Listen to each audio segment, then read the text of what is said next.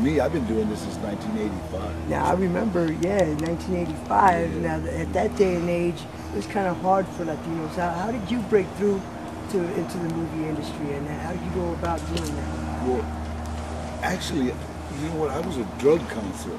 That's right. I worked for a place here in the valley called Western Pacific Rehab, and we detox drug addicts. There's a place right on Van Nuys Boulevard in Parthenia. There's another place, on Van Nuys Boulevard in Plummer. There's a detox right there, and then there's another one in Glendale. There's another one in Van Nuys, and we got one out in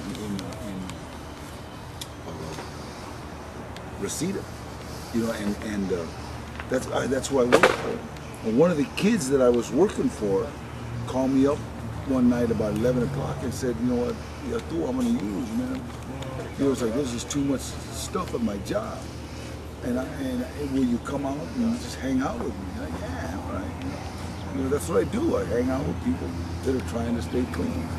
And I went down to his job, and I thought it was just gonna be like, I was gonna go and hang out in the parking lot, and he was gonna come out on break, and we were gonna like drink coffee and smoke cigarettes in the cars about 11 o'clock at night. Smoke cigarettes, drink coffee in the car, and then he was gonna go back in. Everybody was gonna think we're gay, you know, hanging out in the car at 11:30 at night. But you know, just to support him, you know what I mean? And instead, he was a PA, a production assistant on a movie called Runaway Train. John Boyd and Eric Roberts. I remember that. And I walked onto the movie set, and I'm standing there, and I thought it was cute because everybody was trying to be, all these kids from Brentwood and from Westwood, they're all trying to act like convicts, and it was like funny. And they're all coming up to me, hey Holmes, does this look hard? And my heart, yeah, you'd be somebody's wife in jail. It was a big prison movie. Remember Runaway Train? Yeah, Runaway Train. And then this dude comes up and says, hey, you want to be in this movie? And I said, what do I got to do? And he says, you want to be an extra? And I said, extra what? You know, I'd never been on a movie. I didn't know what an extra was. He says, can you act like a convict? And when he said that, I looked at him, I've been in San Quentin, Folsom, Solid, I've been in every penitentiary in the state. And I said, I'll give it a shot. You know what I mean? So, let me see what I can do. So they give me the blue pants, the state pants that I wear them well. So when I took off my shirt, well, I got that big old famous tattoo. You know what I mean? Famous tattoo, folks. I seen that in Con Air, and I was just like, ooh, man, that charra. That tattoo was voted the #1 recognizable tattoo in the world. It is. You know, how do you stay in the Hollywood scene and in the limelight, you know, with your name and everything? That's one of the questions that I was trying to figure out. Well, it's I don't really stay in the Hollywood scene. I don't get loaded. I don't use drugs. I don't drink. You know, so people like working with me. Everybody that works with me say, hey, give me your number. So I know a lot of Hollywood actors. I know a lot of producers. So when they're making a movie, they call, hey, Danny, we're doing this.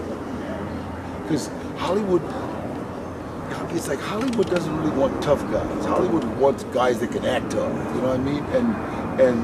And it's hard. It's like a lot of the rappers are trying to like prove their street credits.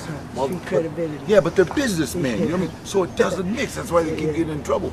You know, I proved my street credits back in the day. You know what I mean? So I don't have to. You know, now I'm a businessman, and I want to be as polite to anybody as I want to be accessible.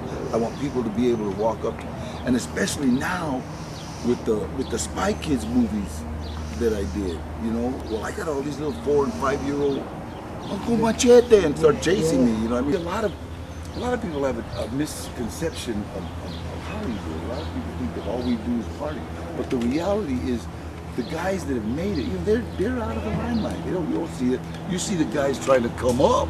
They're still out there partying. That's why they can never get past. See, because drugs, alcohol doesn't mix. You see them falling by the wayside. You said you used to sponsor people. Do you still are you still people sponsors? Yeah, absolutely. I've got, but I sponsor people that want to stay clean, stay sober, and stuff like that. You know, one of the guys here, John, he's one of the guys that saved my son's life.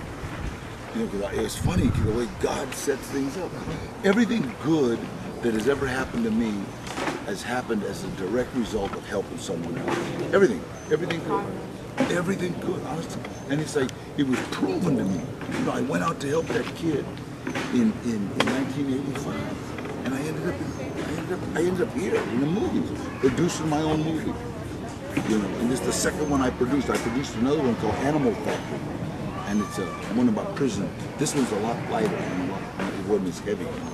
And everything good that has ever happened. And my son, my baby Gilbert, he was like 14 years old, and he was living with his mom. He took off and he was doing that crack, and like, you know, just, oh, he was gone. And this is my middle boy. You know? My son, what is up? You know, and he's like, he's going crazy again, and I kept trying to get him to go to AA and go to church. The bells are old, and they're off on the joint out here. I didn't know what to do, and then one day Johnny, that dude over there with the white t-shirt, he asked me, he said, "You ever meet me? Will you be my sponsor?" I said, "Yeah." He had piercings all over. Yeah, okay, I'll turn you into a Republican kid. And so I started sponsoring him, and then one day he comes over to my house, and my son was there. It was about 3 o'clock in the afternoon. My son's in boxers, he's waking up, been out all night,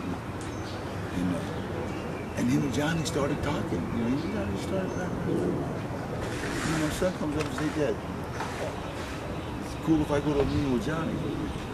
Yeah, go ahead. My son's been clean ever since. Went to school. He's graduating with a 4.0 exit exam. They're gonna put him half day in high school. His senior year, he's half day in high school and half day in college.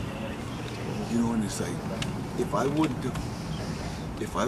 have extended my hand, that would have never happened. Yeah, exactly. You know what I mean? And it's just.